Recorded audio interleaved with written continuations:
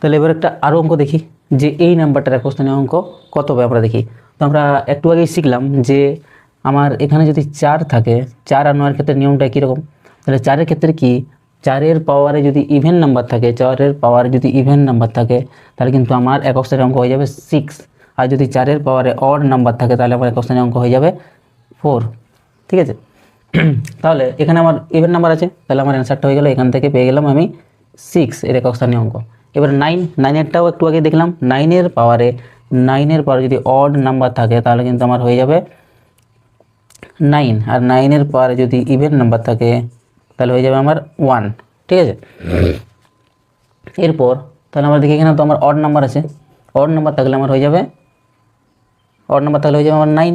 তাহলে 9 প্লাস এখানে 6 প্লাস 9 হয়ে গেল, মানে হচ্ছে 15। এবারে 15 এর একক স্থানীয় অঙ্ক কত, 5। তাহলে এটার এই দুটো যোগফলের একক স্থানীয় অঙ্ক হয়ে যাবে আমার 5। এটাই আমার সঠিক উত্তর।